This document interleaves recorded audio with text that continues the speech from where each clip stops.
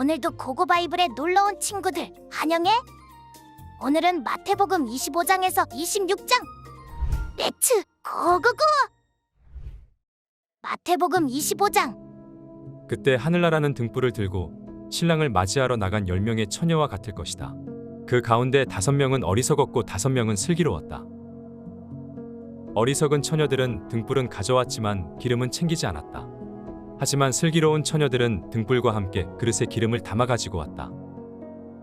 신랑이 늦도록 오지 않자 처녀들은 모두 졸다가 잠이 들어버렸다. 한밤중에 갑자기 신랑이 온다. 어서 나와서 신랑을 맞으라. 하는 소리가 들렸다. 그러자 처녀들은 모두 일어나 자기 등불을 준비했다. 어리석은 처녀들은 슬기로운 처녀들에게 우리 등불이 꺼져가는데 기름을 좀 나눠다오. 하고 부탁했다. 슬기로운 처녀들은 안 된다. 너희와 우리가 같이 쓰기에는 기름이 부족할지도 모른다. 기름 장수에게 가서 너희가 쓸 기름을 좀 사라. 하고 대답했다. 그러나 그들이 기름을 사러 간 사이에 신랑이 도착했다. 준비하고 있던 처녀들은 신랑과 함께 결혼 잔치에 들어갔고 문은 닫혀버렸다. 어리석은 처녀들은 나중에 돌아와 애원했다. 주여, 주여, 우리가 들어가게 문을 열어주십시오. 그러나 신랑은 대답했다. 내가 진실로 너희에게 말한다. 나는 너희를 알지 못한다. 그러므로 너희도 깨어 있으라. 그 날짜와 그 시각을 알지 못하기 때문이다. 또한 하늘나라는 어떤 사람이 자기 종들을 불러 재산을 맡기고 여행을 떠나려는 것과 같다. 그는 종들의 능력에 따라 각각 5달란트, 2달란트, 1달란트를 주고는 여행을 떠났다. 5달란트 받은 종은 곧장 가서 그 돈으로 장사에 5달란트를 더 벌었다. 마찬가지로 2달란트 받은 종도 2달란트를 더 벌었다. 그러나 1달란트 받은 종은 가서 땅에 구덩이를 파고 주인의 돈을 감춰두었다. 시간이 흘러 그 종들의 주인이 집으로 돌아와 종들과 결산하게 됐다. 5달란트 받은 종이 주인에게 5달란트를 더 가져와 말했다. 주인님은 제게 5달란트를 맡기셨습니다. 자, 보십시오. 제가 5달란트를 더 벌었습니다. 그러자 그의 주인이 대답했다. 잘했다. 착하고 신실한 종아. 내가 작은 일에 충성했으니 이제 더 많은 일을 맡기겠다. 와서 내 주인의 기쁨을 함께 나누자. 2달란트 받은 종도 와서 말했다. 주인님은 제게 2달란트를 맡기셨습니다. 자, 보십시오. 제가 2달란트를 더 벌었습니다. 그의 주인이 대답했다. 잘했다. 착하고 신실한 종아. 내가 작은 일에 충성했으니 이제 더 많은 일을 맡기겠다. 와서 내 주인의 기쁨을 함께 나누자. 그때 1달란트 받은 종이 와서 말했다. 주인님, 저는 주인님이 굳은 분이라 심지 않은 데서 거두시고 씨 뿌리지 않은 곳에서도 곡식을 모으시는 것을 압니다. 그래서 저는 두려운 나머지 나가서 주인님의 돈을 땅에 감춰 두었습니다. 보십시오. 여기 주인님의 것이 있습니다. 주인이 대답했다. 이 악하고 게으른 종아. 내가 심지 않은 데서 거두고 씨 뿌리지 않은 곳에서 곡식을 모으는 줄 알았느냐? 그렇다면 너는 내 돈을 돈놀이하는 사람에게라도 맡겼어야 하지 않느냐? 그랬다면 내가 돌아와서 그 돈에다 이자라도 받았을 것이다. 저 종에게서 1달란트를 빼앗아 10달란트 가진 종에게 주어라. 누구든지 있는 사람은 더 많이 받아 풍성해질 것이며 없는 사람은 있는 것마저 모두 빼앗길 것이다. 이 쓸모없는 종을 바깥 어둠 속으로 내쫓아라. 거기서 슬피 울며 이를 갈게 될 것이다. 인자가 그의 영광 가운데 모든 천사들과 함께 올 때 그의 영광의 보좌 위에 앉을 것이다. 모든 민족들이 그 앞에 모이게 되고 목자가 염소 중에서 양을 가려내듯이 인자는 그들을 둘러 갈라. 양들은 자기 오른쪽에 염소들은 그 왼쪽에 둘 것이다. 그때 그 왕이 오른쪽에 있는 사람들에게 말할 것이다. 이리 와서 세상의 창조 때부터 너희를 위해 마련해 두신 나라를 상속하라. 너희는 내가 배고플 때 먹을 것을 주었고 내가 목마를 때 마실 것을 주었으며 내가 나그네 됐을 때 나를 맞아들였다. 내가 헐벗었을 때 옷을 입혀주었고 내가 병들었을 때 돌봐주었으며 내가 감옥에 갇혔을 때 나를 찾아주었다. 그때 의인들이 대답할 것이다. 주여, 언제 주께서 배고프신 것을 보고 우리가 먹을 것을 드렸으며 언제 주께서 목마르신 것을 보고 우리가 마실 것을 드렸습니까?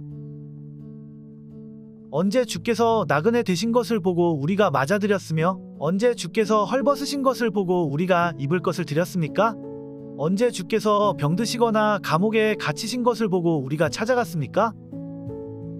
왕이 대답할 것이다. 내가 진실로 너희에게 말한다.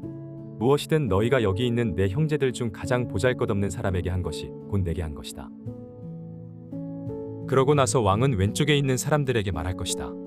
이 저주받은 사람들아, 내게서 떠나 마귀와 그의 부하들을 위해 마련된 영원한 불 속으로 들어가라. 너희는 내가 배고플 때 먹을 것을 주지 않았고 내가 목마를 때 마실 것을 주지 않았다. 내가 나그네 됐을 때 너희는 나를 맞아들이지 않았고 내가 헐벗었을 때 입을 것을 주지 않았다. 내가 병들고 감옥에 갇혔을 때 너희는 나를 보살펴 주지 않았다. 그들 역시 대답할 것이다. 주여, 우리가 언제 주께서 배고프시거나 목마르시거나 나그네 되시거나 헐벗으시거나 병드시거나 감옥에 갇히신 것을 보고 돌보지 않았다는 말씀입니까? 왕이 대답할 것이다. 내가 진실로 너희에게 말한다. 무엇이든 너희가 여기 있는 사람들 중 가장 보잘것없는 사람에게 하지 않은 것이 곧 내게 하지 않은 것이다. 그러므로 그들은 영원한 벌에, 의인들은 영원한 생명에 들어갈 것이다. 마태복음 26장. 예수께서 이 모든 말씀들을 끝마친 후에 제자들에게 말씀하셨습니다. 너희도 알다시피 이틀만 있으면 유월절이다. 그때 인자는 넘겨져 십자가에 못 박힐 것이다. 그 무렵 대제사장들과 백성의 장로들은 가야바라 하는 대제사장의 관저에 모여 교묘하게 예수를 체포해 죽일 음모를 꾸미고 있었습니다. 그러나 그들은 백성들이 소동을 일으킬지도 모르니 명절 기간에는 하지 맙시다. 라고 말했습니다. 예수께서 베다니에 있는 나병 환자 시몬의 집에 계실 때였습니다. 한 여인이 값진 향유가 가득 든 옥합을 들고 와 식탁에 기대어 음식을 잡수시는 예수의 머리에 향유를 부었습니다. 제자들은 이것을 보고 분개하며 물었습니다. 왜 향유를 저렇게 낭비하는가? 이 향유를 비싼 값에 팔아 그 돈으로 가난한 사람들을 도울 수 있었을 텐데. 이것을 아신 예수께서 말씀하셨습니다. 왜 이 여인을 괴롭히느냐? 이 여인은 내게 좋은 일을 했다. 가난한 사람들은 항상 너희와 함께 있겠지만 나는 항상 너희 곁에 있는 것이 아니다. 이 여인이 내 몸에 향유를 부은 것은 내 장례를 준비하기 위한 것이다. 내가 진실로 너희에게 말한다. 온 세상 어디든지 복음이 전파되는 곳마다 이 여인이 한 일도 전해져서 사람들이 이 여인을 기억하게 될 것이다. 그때 12 제자 중 하나인 가룟 사람 유다가 대제사장들에게 가서 물었습니다. 예수를 당신들에게 넘겨주면 내게 얼마나 주겠소? 그들은 유다에게 은돈 30을 쳐주었습니다. 그때부터 유다는 예수를 넘겨줄 기회를 엿보았습니다. 무교절 첫날에 제자들이 예수께 와서 물었습니다. 선생님께서 잡수실 유월절 음식을 어디에서 준비하면 좋겠습니까? 예수께서 대답하셨습니다. 성 안에 들어가 한 사람에게 가서 우리 선생님께서 말씀하시기를 나의 때가 가까워졌으니 내가 그대의 집에서 제자들과 함께 유월절을 지키겠다 하십니다라고 전하라. 그리하여 제자들은 예수께서 지시하신 대로 유월절을 준비했습니다. 저녁이 되자 예수께서 12 제자와 함께 식탁에 기대어 앉으셨습니다. 모두들 식사를 하고 있을 때 예수께서 말씀하셨습니다. 내가 진실로 너희에게 말한다. 너희 중 하나가 나를 배반할 것이다. 제자들은 큰 슬픔에 잠겨 저마다 예수께 물었습니다. 주여, 저는 아니겠지요? 예수께서 대답하셨습니다. 나와 함께 그릇에 손을 넣은 사람이 나를 배반할 것이다. 인자는 자신에 대해 성경에 기록된 대로 가겠지만 인자를 배반하는 그 사람에게는 저주가 있을 것이다. 그는 차라리 태어나지 않는 게 나았을 것이다. 그때 예수를 배반한 유다가 말했습니다. 랍비여, 저는 아니겠지요? 예수께서 대답하셨습니다. 내가 말했다. 그들이 식사를 하고 있을 때에 예수께서 빵을 들어 감사 기도를 드리신 후 떼어 제자들에게 주면서 말씀하셨습니다. 받아서 먹어라. 이것은 내 몸이다. 그리고 또 잔을 들어 감사 기도를 드리신 후 제자들에게 주시면서 말씀하셨습니다. 너희 모두 이것을 마시라. 이것은 죄 사함을 위해 많은 사람들을 위해 흘리는 내 피 곧 언약의 피다.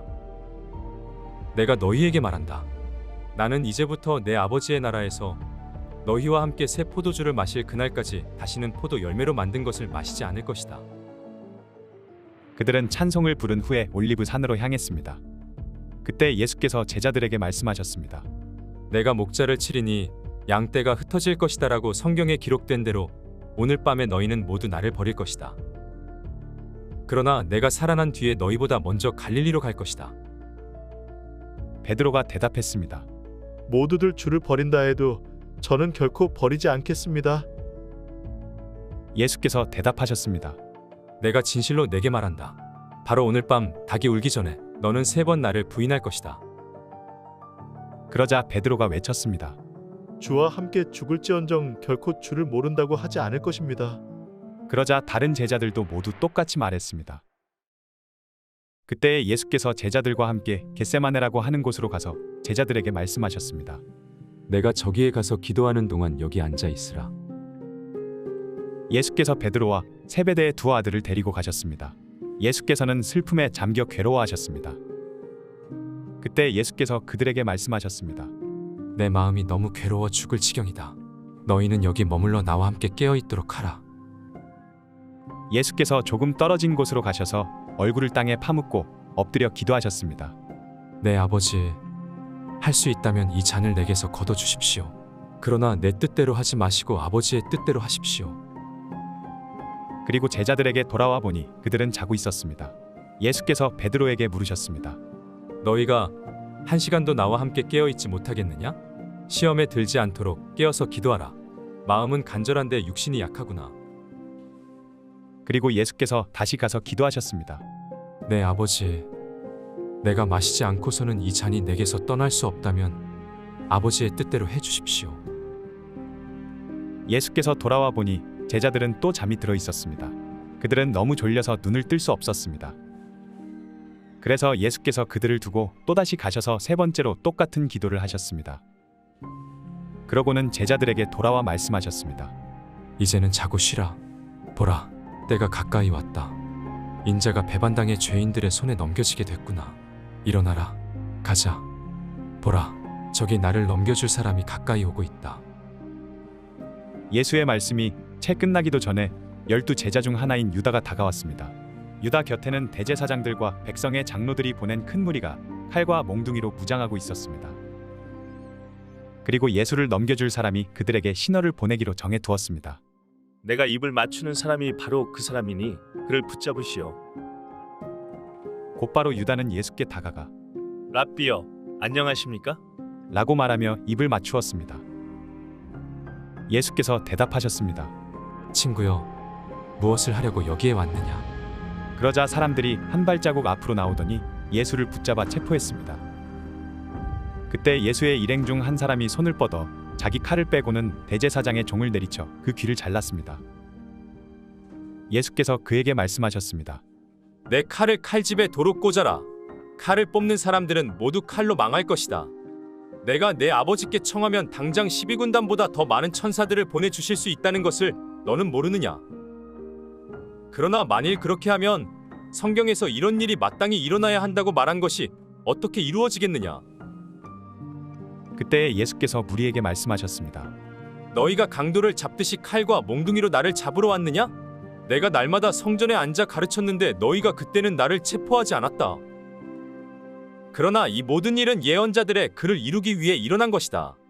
그때 제자들이 모두 예수를 버리고 달아났습니다. 예수를 체포한 사람들은 예수를 대제사장 가야바에게 끌고 갔습니다.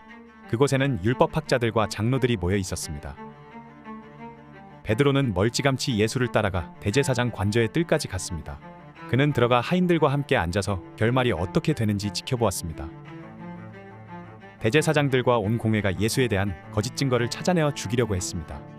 많은 사람들이 나서서 거짓 증언을 했지만 그들은 아무런 증거도 발견하지 못했습니다. 결국 2 사람이 나와 주장했습니다. 이 사람이 내가 하나님의 성전을 헐고 3일 만에 다시 세울 수 있다고 말했습니다. 그러자 대제사장이 일어나 예수께 말했습니다. 아무 대답도 안 할 작정이냐? 이 사람들이 너에 대해 이렇게 불리한 진술을 하고 있지 않느냐? 그러나 예수께서는 아무 말씀도 하지 않으셨습니다. 대제사장이 예수께 말했습니다. 내가 살아계신 하나님께 맹세하며 내게 명령하니 우리에게 말해보아라. 내가 그리스도 곧 하나님의 아들이냐? 예수께서 대답하셨습니다. 내가 스스로 말했다. 내가 너희에게 말한다. 이제 앞으로는 인자가 권능의 보좌 오른편에 앉아 있는 것과 하늘 구름을 타고 오는 것을 너희가 볼 것이다. 그러자 대제사장은 자기 옷을 찢으며 말했습니다. 이 사람이 하나님을 모독하고 있어. 더 이상 무슨 증인이 필요하겠어? 보시오. 여러분은 지금 하나님을 모독하는 말을 들었어. 여러분은 어떻게 생각하시오? 그들은 죽음 마땅합니다. 라고 대답했습니다.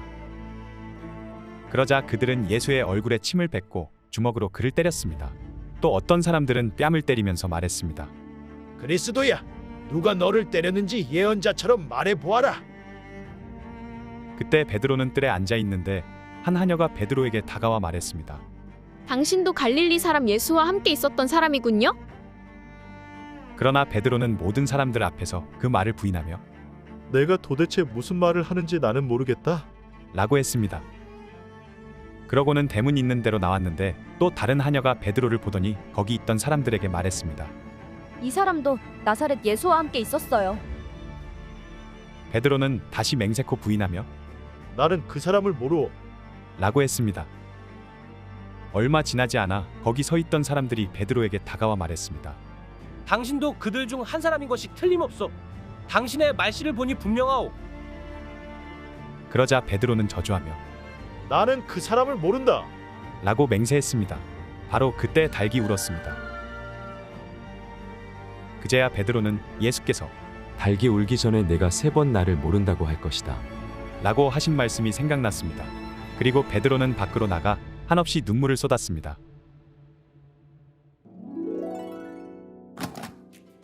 수고했어, 친구들. 다음은 어떤 말씀이 우리를 기다릴까?